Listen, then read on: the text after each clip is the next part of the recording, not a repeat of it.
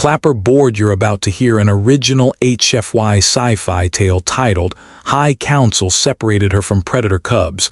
3 days later, found her cell empty and cubs gone. Find a quiet spot, put on your headphones, and let the stars fall silent. If you enjoy cinematic sci-fi narrations, consider subscribing for more. Now we begin. The alarms did not scream, they pulsed. A deep, oceanic thrum, a slow heartbeat rolling through the bones of the orbital citadel, as if the station itself had become a living thing and felt the offense within it. Red light washed down the curved corridors in measured waves, bathing metal in blood and shadow. The council designed it that way, calm, inevitable, impersonal. The sound of a law that could not be appealed. Commander Elara Vance rolled her shoulders against the chill and listened to the pulse with the stillness of a hunter. Her cell was a narrow white rib in the belly of the station, a coffin with a door. She had not slept. Sleep required the permission of memory. Memory refused. It fed her the sight of 5 small bodies carried from a nest of shattered basalt under a sky beaten to ash. 5 pairs of eyes, luminescent and uncertain, watching the figure in matte black armor who had slaughtered their world and nevertheless knelt and lifted them. It fed her a courtroom of light where robed silhouettes said the words imprinting, aggression index, species priority, and separation protocol, while the only word she had felt in her throat was children. There were no clocks in the cell, no windows.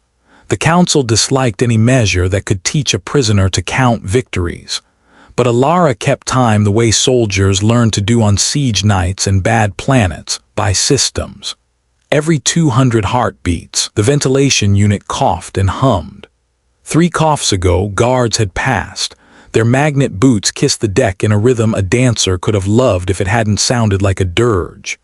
Somewhere above, far along the spine of the station, an infant beast cried once and then swallowed the sound as if already learning what silence meant in the house of its enemies. She looked down at the cuffs. Smart restraints, adaptives woven with a soft photonic field. Gentle to the skin, impossible to break, unless you understood that no machine was impossible when it had been designed by cost committees and installed by people who believed their work would only meet average criminals. She clenched and unclenched her hands, testing the intervals of the field. 8 seconds a lag, 12 a micro flicker, 30 a tiny shift as the cuffs checked themselves against superconducting drift. A flaw. Every machine was a confession if you waited. The door whispered open on the 4th pulse. The Corthan guard filled the frame like a burning statue, scales catching red light in broken facets. Beside him stood a human auxiliary, a boy with an old scar on his lip and the eyes of someone who had never yet learned how long a day could be. Commander Vance, the Corthan said. The voice was a tidal stone dragged along the seabed. Counselor Thrix has questions. I've already answered them, Elara said, and tasted the dryness in her mouth. You separated me from them. That's the only question you really asked. The guard's vertical pupils narrowed, amused. The creatures will be catalogued and harmless. Their mother slaughtered our surveyors in a field of glass. They went to that field with orbital guns, she said. If a mother becomes a weapon when weapons fall on her children, I'm in no position to condemn her. The human auxiliary flinched. The guard made a small gesture and Elara stepped forward. The cuffs thrummed once, warning. She let them. They walked a corridor of long windows cut into space. Minair revolved below like a dying coal, rivers of cooled lava sketching old arteries across the land. Here and there, lightning stitched the clouds. The first time she had seen the planet from orbit, she had thought it beautiful. Beauty, she had learned, was an injury that healed by scarring. The lab waited like a cathedral. Everything was white and seemed to float. A Lithian scientist drifted between consoles, flat planes of light that responded to the caress of her 4 slender hands. In the center, behind a curved wall of clear containment, the 5 cubs crouched together, dark as midnight metal, eyes pale and wet with the bioluminescent sheen of their kind. One lay on top of the others as if trying to become a roof. Elara forgot to breathe. She stepped forward until the field hummed against her chest. The smallest spotted her first. It lifted its head, ears canted, nose working as if scent could cross light. Recognition ran across its expression like dawn, then bewilderment. It took a step, then another, pressed its forehead to the barrier and made a small sound, half bird, half storm. The Lithian touched a control. The cub slumped, not fully asleep, only heavy with fog. "Your presence spikes their stress," the scientist said without glance or apology. "My presence calms them if you let it," Elara said softly. "Imprinting is a hazard," the Lithian replied. "The High Council does not sanction hazards, Commander. You will be returned to confinement now." The Korthan touched Elara's shoulder like a ritual. She took one last look at the five, one drowsing, one pacing like a small comet, three pressed into a single knot, and tried to send something through her eyes that a mind could catch when words were impossible. Hold fast. Hold to breathe. That is the oldest war. Back in the cell, she slid down the wall and let the station heartbeat count out her rage.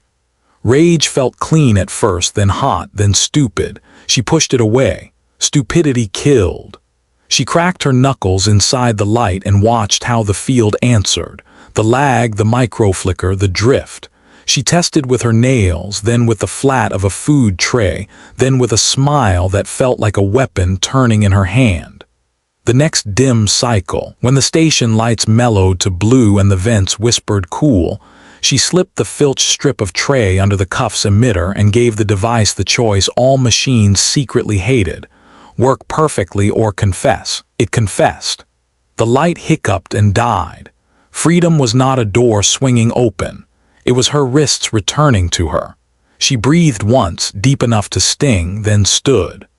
The vent grill at knee height had 4 bolts and 3 decades of dust. The strip of metal argued with them one at a time, and one at a time they admitted how long it had been since anyone asked them to hold anything real. She climbed into midair air cooled by machines and crawled toward the sound of small, rough breaths. The ducks were a maze that adored gravity. She moved in a soldier's rhythm. Hand, knee, the weight of her body delivered in quiet to the skin of the station. Twice she paused as guard boots thundered past. Once she froze as a maintenance drone hummed in a tunnel like a hornet stuck in a wind chime. The breath that found her back then was not fear. It was the ache of time, a memory of cold nights in ruined cities where she'd carried children through smoke and told them stories about rivers on Earth they would never see. She found the lab by smell, sterile ozone, and synthetic sleep. Through the slats she watched the room lie to itself about calm, while 2 enforcers in gray stood near the exit and tried not to look bored. The Lithian was gone. The cubs had woken and had folded themselves in a tight heap against the barrier like 5 pieces of a broken night. Elara lowered herself from the vent with the kind of sound a mother cat would not hear. The enforcers heard it anyway. They turned, too late. The first met the edge of her palm where helmet met neck plating. The second got his blaster up, sent a white scar buzzing past her cheek. She stepped inside the line of his arm and gave him gravity, hers and the station's. He went down. She took the weapon, flicked it to stun, painted silence in 2 quick strokes. The console asked for her identity with all the arrogance of a door that had never been kicked. It took her biometrics without protest. The barrier sighed. Air touched fur. The smallest pressed its forehead to her knee, then her hand, trembling in a frequency too fast to see. The largest stood like a small soldier and sniffed both her palms as if to confirm a ritual. She knelt because the heart needs evidence and so do children. "We leave now," she whispered, and 5 pairs of ears tipped toward her voice and 5 tails, thin black whips with steel tufts, drew half circles in the air as if writing their consent. Sirens flowered somewhere far away. She led them into the service corridor and felt, rather than heard, the station wake and turn its face toward them. The first lockdown doors were expected. Station AI like neat plays. She bled heat from the blaster into the panel, cooked the circuit board, and made the door blush open. The second required a stolen handprint. The third preferred a code she had memorized on a winter shuttle when she believed in regulations the way children believe in weather. The fourth simply refused. She took a maintenance shaft and borrowed 6 vertical meters of empty air instead. They crossed hydroponics where long ridges of moss breathed mist into blue light. The cub's feet whispered on wet grating. Their eyes made small moons. Somewhere a water pump knocked twice and then resumed its old song.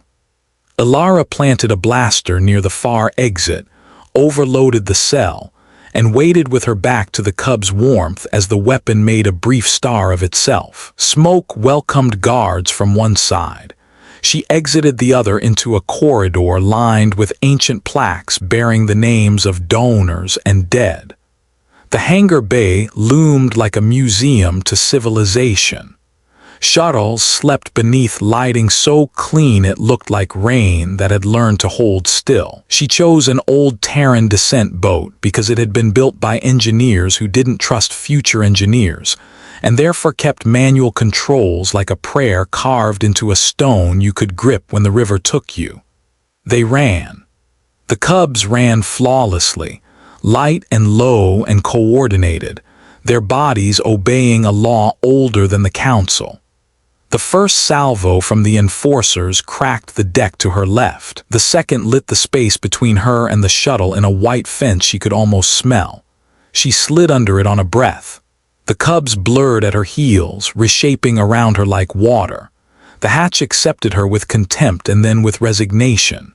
She sealed it, kicked the old engines with a hard code and a harder hope, and felt the boat remember what fire meant. Hangar doors rolled like an eye waking. Interceptors yawed into the bay, jaws opening. She fed the engines fuel and curses, and the shuttle punched through the last meter of indulgent atmosphere and slammed into night. Pursuit came as promised. 3 council flyers, fast and smug. She took Minair's embrace, dove into turbulence and the abrasive hiss of burned air. The old boat shook itself apart like a dog without water and then chose not to die. She threaded a field of junk and memorial, the orbits of defeated satellites and patriotic trash, and earned for her efforts a bolt that clipped off the starboard engine with a noise like a human molar shattering on a stone. They fell. She did not. She rode the dead weight and the living thrust, milking the last cough of combustion, drawing a curve the planet could read as respect.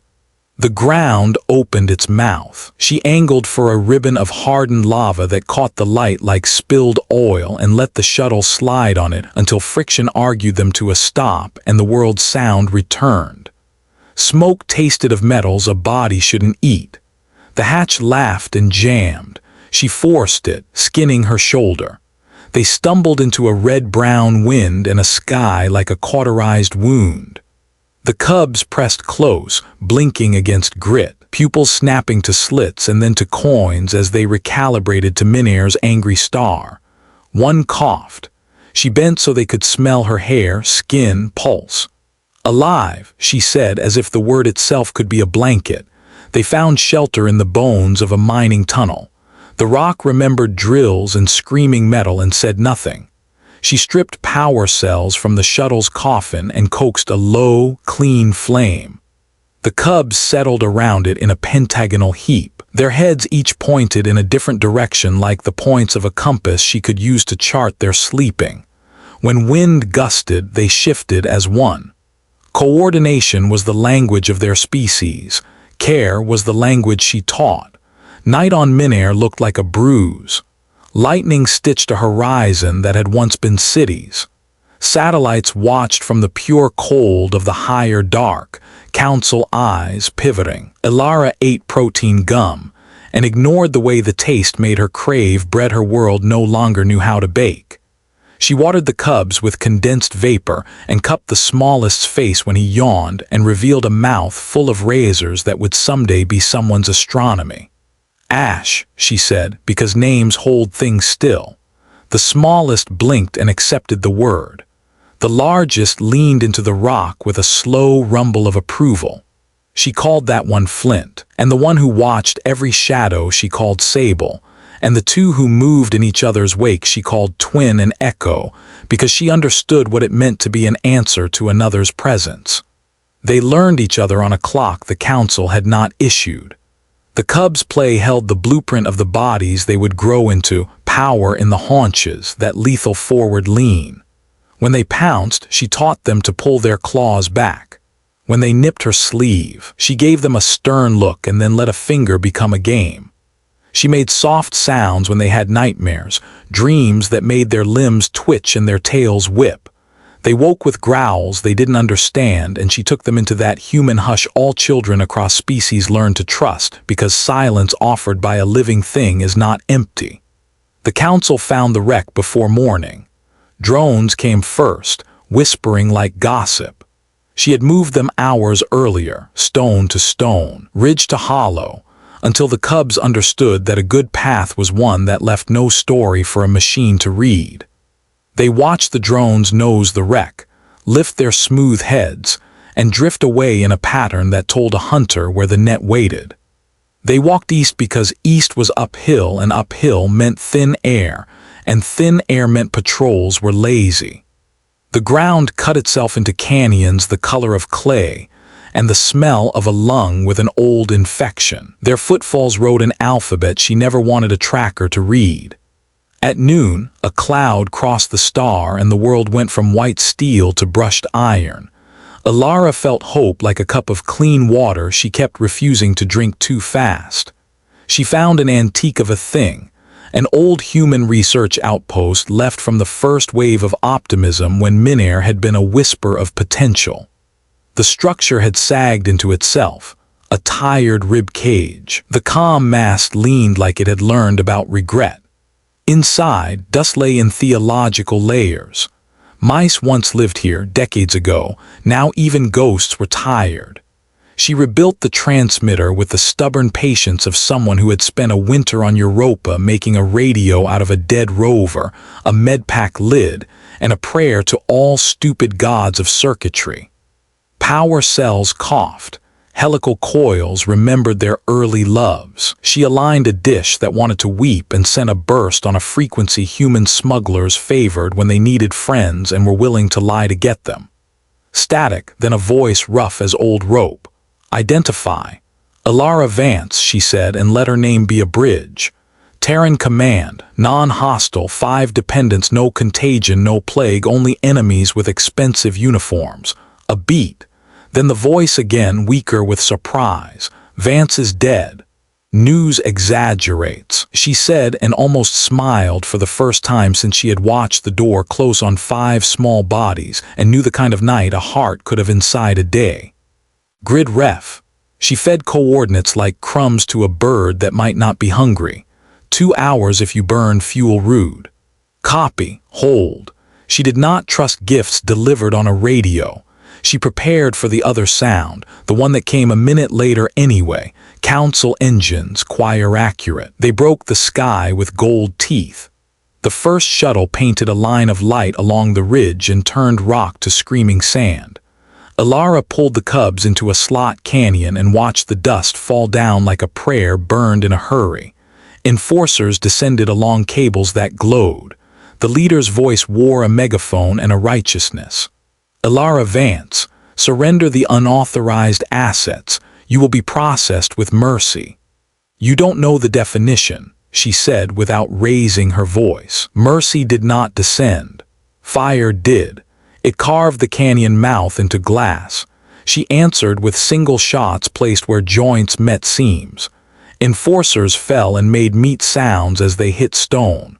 The cubs trembled behind her, torn between the scream in blood that said leap and the new hush that said wait and choose the useful moment. A soldier found the angle she had not covered and came up the side like a scent truth. Ash saw him first. The cub's war lineage woke like an alarm. He moved before she told him to, a streak of silver black, claws tucked like a courtesy until the last half-meter where he unfolded and became a set of mathematics that solved armor. Teeth met the soft place under a chin. The soldier's breath left his body in surprise and the half-prayer of someone who learned too late what fangs are for. Elara hated and loved the motion at once. She shouted, "Back," and the cub froze as if the word had pulled him by the spine. He came to her with blood on his whiskers and lowered ears. She cupped his head and held both of them together against the ache of inheritance. "Move," she told the others, and they did, blurring past enforcers who swung too late. Flint bowled a soldier with that joyous inevitability heavy animals have when they commit. Sable raked a rifle sideways and made light misfire. Twin and Echo took positions on either flank as if they were grown and this was strategy, not panic. The fight ended because the sky went brighter and dragged every eye up. A new signature cut in from high atmosphere, sleek, dark, unregistered. Human lines. Smuggler, rebel, friend, or complicated. A ship that ate distance like hunger. Engines howled in a language the council did not get to regulate. A voice slick with humor and good whiskey broke the radio again. "Vega inbound, who ordered the cavalry?" "I ordered Hope," Elara said. "Same thing if you pay extra," the voice said, and a lance of blue cut an enforcer skiff in half as politely as a letter opener leaving a paper knife. Vega sat down like a dancer's boot, clean, precise, heavy when it needed to be. A ramp unfolded. A woman came down wearing a jacket that had been expensive once and boots that had been to prison twice and eyes that would have been kind to a liar if the lie had done work. She walked like music that kept a secret. "Commander Vance, heard you were too stubborn to die." "Accurate," Elara said. "I have 5 children." Vega's captain flicked a look at the cubs. Predator juveniles of a war species in a galaxy governed by cowards, lawyers, and a council that loves the sound of its own decrees. She winked. Children. They ran for the ramp while Vega's belly guns laid down light with generous impatience. The cubs hated the feel of fabricated flooring under their paws and the smell of 1,000 other lives in the ship's walls. They hated it and went anyway because Elara went. In the bay, a mechanic with gold leaf in her short hair shouted directions and threw them harnesses like life rings. The ramp lifted. Grav plates grabbed. The universe shoved them in the chest. The council chased with the rage of a bureaucrat whose stamp has been disrespected. They came in 4s and 6s and then in 12s, flying patterns that looked beautiful and died ugly. Vega threaded a canyon that looked like the inside of a burned throat, then punched night where night got thin. Elara watched Minir drop away in the camera feed, scarred and somehow still not without grace. Her chest hurt. Planet as mother, empire as knife, humans as the hand that tries to catch the blade. Vega's captain slouched into the flight chair and made poetry out of inertia. "Tell me you didn't broadcast on a council emergency frequency." "I told them to come," Elara said. "I needed witnesses. To your escape, to their failure." The captain grinned. "HFY of you." "Some days it means humanity, find yourself," Elara said. "Today it means fight." They ran the gauntlet to deep space and then deep space ran away. Warp space folded like silk, and they slid into it with the sigh that happens when an old hotel bed takes you in. The cubs huddled by a bulkhead, safe only in the way everyone knows safety is temporary. Elara sat cross-legged with them and ran her fingers along Ash's side where the fur had scorched. He licked his own flank and then, carefully, gently, her wrist. Flint placed his broad head on her thigh. Sable rested her chin on her forepaws and watched the doorway like duty wearing a small body. The captain came and leaned in the door frame. "Where were you planning to go once you stole 5 political catastrophes from the galaxy's favorite hypocrites?" "Elara Vance doesn't plan," a mechanic muttered from under a panel. "Elara Vance arrives." "I was going to ask the only question that matters," Elara said. "What are we teaching them to be?" Enemies, the mechanic said, rolling out and squinting up at the cubs with something like awe. Or miracles. Or both, said the captain. She stuck out a hand. Captain Murray Rowe of the independent carrier Vega. I deliver illegal plants to legal markets, legal people to illegal wars, and sometimes the other way round. Ilara Vance, Ilara said, taking the hand. Currently a definition people argue about. Where do I drop you? Murray asked. Ilara looked at the cubs. Not a drop. A home. Vega had one of those too. Not a planet. Planets asked questions too loud to ignore. A station hidden in the quiet geometry outside shipping lanes where a comet had split a long time ago and left a ghost of ice to haunt gravity. A family lived there of the sort the council didn't recognize on forms. Smugglers, medics whose degrees had been revoked for practicing compassion, farmers with contraband seeds, coders who had learned that justice needed hacks. They met Ilara the way people meet weather. Wary, grateful, aware they'd have to rearrange the furniture. Children, human and other, threaded through adults with the invulnerability of the trusted. When the cubs padded down Vega's ramp the first time, a hush moved through the crowd and then a slow widening of space, bodies learning to give the dangerous room. The smallest human, a girl with hair like a solar flare, held out a hand and laughed when Ash sniffed it and chose not to eat it. Ash's tail made one uncertain flick like a semaphore letter he hadn't learned yet. The girl sat and showed him how to roll a copper washer back and forth along the floor. He learned in 3 tries and then taught it to Flint, who pretended it had been his idea. In the weeks that followed, Ilara learned the true ledger of survival. It wasn't food, though food mattered. It wasn't ammunition, though God did ammunition matter. It was time measured in small, earned increments of trust. She walked the artificial night gardens with sable padding at her knee, felt the silence that came when somebody somewhere had just decided not to betray them today, and remembered the council's courtroom with its cold echo, and thought how fragile power looked compared to a mother teaching a child how to be gentle with an animal that could make a red story out of her in a heartbeat. The council did not forget. They issued writs with Ilara's name misspelled and then corrected and misspelled again. They posted bounties.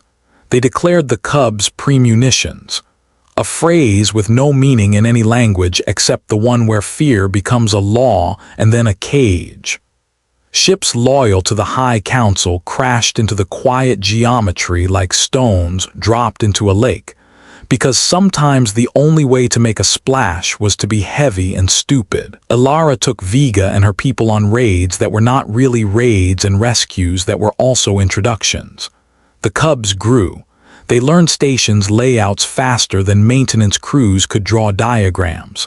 Their shoulders got broad and their bodies wrote the sentence that says apex, but they learned other sentences too. Leave it, sit, slow, gentle.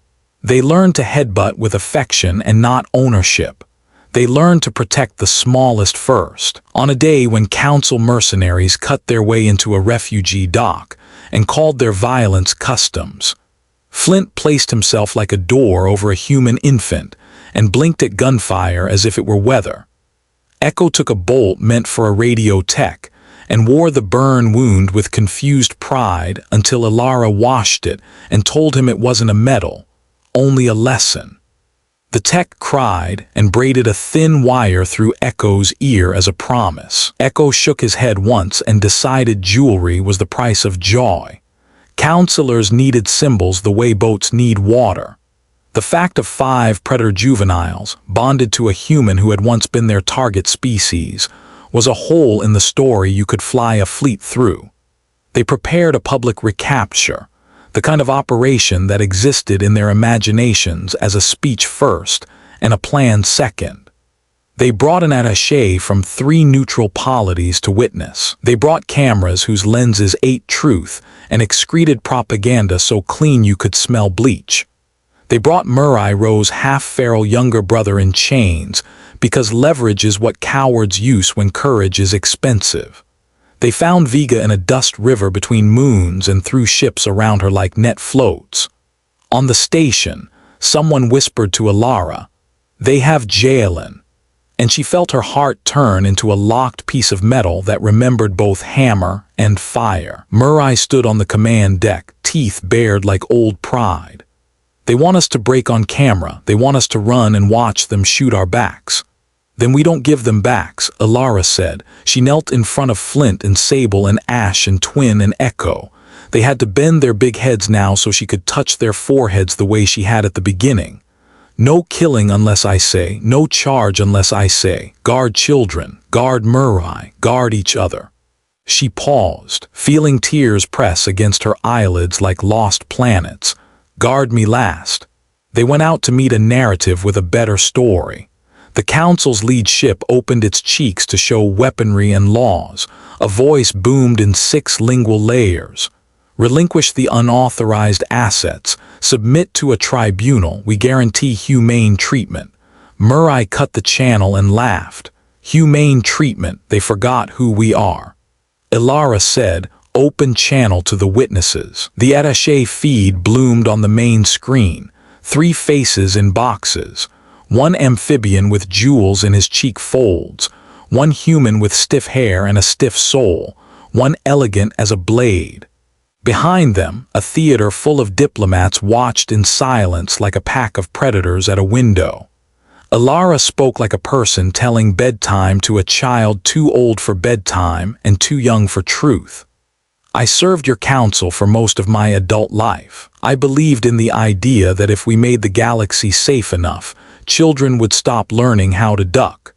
Then I watched your ships unmake a planet because someone misread a mouth click as a war chant. I found 5 babies in a cave of glass." She gestured, and the camera caught Flint and Sable at her shoulder, their heads high, the burn scar on Echo's flank shining like a wounded moon. "You call them weapons. I call them my responsibility. I will not return them to a system that meets fear with cages and calls it wisdom." The amphibian cleared his throat. Commander Vance's feelings, however understandable, cannot override the Murray cut him off with a sweet smile. "It's not feelings, it's physics. You don't get to declare leverage on us and call it civilization." She leaned forward. "Also, you took my brother. None of you are going home polite." The first council ship moved left as if boredom had an engine. Fighters spat light. Vega answered with the precise malice of a good mechanic who has spent all night tuning. The station unrolled secret guns like a magician pulling rabbits out of a hat made of salvage law. The battle that followed was ugly, close, and full of the kind of improvisations that make historians wince and poets go very quiet. Alara and the Cubs fought together like a machine built out of love and practice. In corridors, they herded mercenaries into sections of deck Murray could flood with coolant. On the hull, they ran magnet lines along plates so thin you could feel space press its cold face against your boots. Ash moved like the idea of speed. Sable saw everything before it happened and got there early. Twin and Echo bracketed Alara in a Y-shaped dance perfected over months of training that had been half play, half prayer. Flint broke a boarding door by leaning on it with intent. They found Jalen in a brig the council had mocked up from a shipping container and a lot of smug. He looked like a man who had been brave in small ways that didn't make great songs but saved lives anyway. When the door went down, his grin powered a light bulb somewhere. He kissed Murray on the forehead in front of everyone and said something rude about council cooking. The Cubs sniffed him and decided he belonged. When the council realized the narrative was escaping, they did what governments do when spectacle breaks. They became truly dangerous. The lead cruiser angled for a ramming posture that would break Vega Station into a glitter of death. Power bloomed in the cruiser's belly like a tumor that had learned to sing. Alara did not think. She called the oldest and most barbaric play boarding. Murray swore and grinned and gave her a gun and a kiss on the cheek in exactly the order the universe deserves. "If you die, I'm naming a shuttle after you and crashing it into a counselor's summer home." "Make it 2 shuttles," Alara said, and dropped into the void with 5 shadows. They crossed the meter between ships the way prayers cross teeth. Magnets bit steel. They cut through a maintenance hatch with a plasma saw that made a hole smell like a factory's first day. Inside, the cruiser was soft bellies and hard edges. Lights burned the blue of moral superiority. Alarms announced vectors and probabilities and the end of other people's stories. They ran toward the reactor because every lie in the world lives there.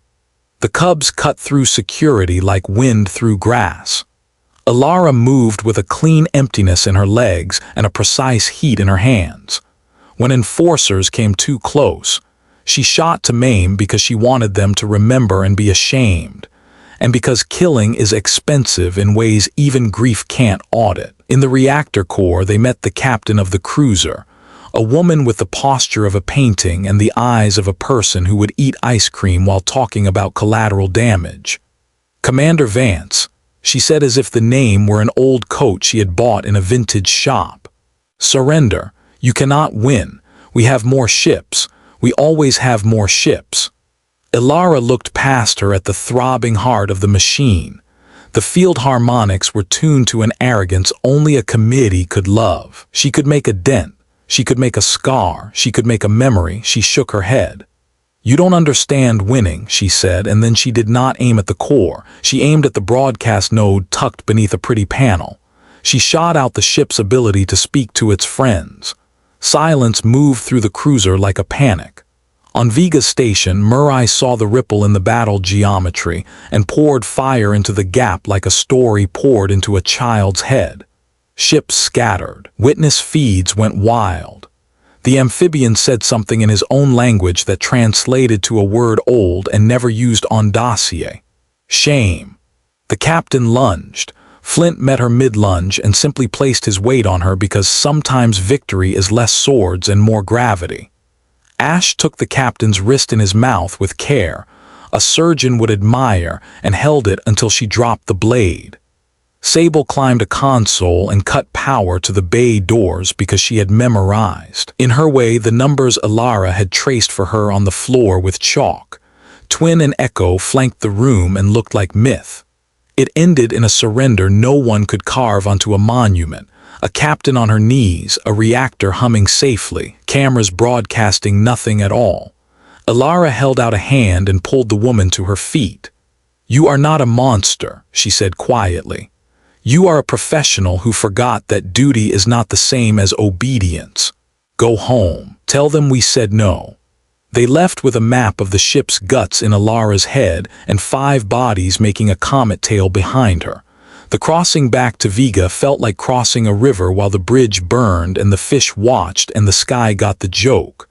When they reached the station's skin, Murray's voice wrapped around them like a blanket thrown over shoulders on a broken winter day. "Dock fast. I've got company for dinner and they don't like my cooking." Afterward felt like afterbirth. Messy, holy, frightening. Refugees cheered in a language whose grammar was gratitude. The attaches from neutral polities sent messages made of layered carefulness. "We saw, we cannot say we saw. We will act like perhaps there is a corner of our spines that still contains vertebrae." The council retreated to draft new definitions. Murray threw her brother a party and fed him soup and swore at him for getting caught. The cubs slept in a red tangle that looked like a heart someone had drawn too large and then decided to keep anyway. Alara sat beside them, tired down to bone history, and listened to the small sounds of a good ship when the engines wind down to whisper, and the crew's breathing synchronizes with things they didn't know had breaths. Sable woke, lifted her head, placed her cheek against Alara's shoulder. Alara rested one hand between the massive shoulders and felt the rumble begin, contentment or promise or both. In the days that followed, the galaxy did what galaxies do after a miracle intrudes. It tried to forget and failed. Stories crossed lanes disguised as rumors, then as jokes, then as songs. Miners sang them in the deep and tapped them on pipes. Dock kids told them with mouths full of sweet bread. Bureau clerks copied them in margins and then erased them, and then wrote them again because writing it felt like a vow. In backrooms where decisions happened over glasses that sweated, people muttered about contagion and precedent and the price of mercy. In other backrooms, people argued that perhaps the price had always been lower than the ledgers claimed. The cubs kept growing. They learned the names of constellations no council atlas bothered to draw because smugglers made their own maps. They learned the smell of excitement on Murray's jacket, and the smell of disappointment when a contact turned informer, and the smell of relief when a child was recovered from a hold that had been meant for someone else. They learned boredom and how to fill it by teaching each other stupid tricks. Flint stood on an anti-grav pallet and rode it like a surfboard. Twin could unscrew a panel fasteners with his teeth. Echo could carry 3 wrenches at once like a magician with a metal bouquet. Sable invented a game where you tap a wall twice and then sprint, and everyone has to be lying down before the echo dies. Ash learned how to make a mechanic laugh by stealing her rag and pretending he'd swallowed it. When they were rowdy, Alara said their names like a counting of blessings. When they looked at her with that old threat of hunger in their eyes, hunger for something not food that a species such as theirs would always feel, she took them to the observation deck and let them watch the stars until want turned into wonder. The council did a terrible, beautiful thing at last. It surprised her. They sent a ship not full of soldiers but of elders. They asked for parley. They arrived with their hands open and their planners closed. Murray laughed and tracked every gun aboard anyway, but she let the delegation dock. They met in the garden bay, the one with bioluminescent kelp that glowed when something brushed it. The elders were old enough to remember wars started over rhythms in a song and pronunciations of water. They were old enough to be tired of expensive children. The lead elder wore a cloak woven from thread that caught light and turned it into history. "Alara Vance," he said, and did not bow. He did not need to. He held himself like someone whose spine had chosen to keep being a metronome for uprightness when the music tried to slow. "You have embarrassed us. You embarrassed yourselves," Murray said cheerfully from a beam where she perched like a crow. The elder half smiled because crows are holy in some cosmologies. He turned back to Alara. "You have also reminded us of a thing we commissioned and then tried to outsource to slogans. We are supposed to be the adults." Alara waited. In her spine, the old soldier's calculus arranged itself. How many, how armed, how stupid, how brave. "We cannot reclassify those creatures as citizens," the elder said softly, and it sounded like a confession made after midnight. "We cannot even call them persons under law in any way that would not break too many other fragile things in the house of our politics. But we can leave them alone. We can relinquish claim. We can do nothing, and sometimes nothing is the right action when the something we keep reaching for is cruelty with a ceremonial robe." Murray dropped from the beam like punctuation. "What do you want in return?" The elder looked at the cubs. Flint stood like a statue. Sable's ears tipped forward. Twin and Echo shared a breath as if preparing to be the same animal if the moment demanded. Ash blinked slow. "We want you not to make us regret it," he said, and the way he said regret sounded too much like graveyards to be rhetorical. Alara nodded. "Teach your officers to read the difference between a snarl and a lullaby," she said. "Write it down, make it policy. Stop calling every fear a weapon. Stop naming babies munitions." The elder's mouth shifted. "This will not be written quickly." "Write it anyway," she said. "Write slowly, then live fast by it. That is leadership." When they left, Murray watched their ship go with a look on her face Alara had seen only twice. Once the night they'd outrun a bounty and accidentally entered a meteor shower that taught them humility, and once when Jalen had smiled at her like forgiveness. "You did it," Murray said. "You yelled at old men until they learned regret." "I gave them an exit," Alara said. People like exits more than they like conversions. The cubs took the words in the way animals take weather forecasts. They chose to be outside anyway. They slept in a pile heavy as fate and woke one by one to stretch and yawn long enough to make a poet jealous. Alara sat with them and braided a few of Sable's ear tufts together lightly. Sable tolerated it with dignity. Ash practically purred. Twin and Echo tumbled. Flint looked at the door like a sentinel who likes his job. Later, months later, years later, time loses face in a life lived this way. Alara took them back to Minair.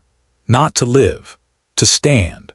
The planet still bled light along its cracks, but green had begun to grow like courage does, in places the script didn't predict. They walked to the cave made of glass and memory, and the five sat in a ring while Alara laid her palm on stone and closed her eyes. She said nothing out loud. Words are the cheap currency of endings.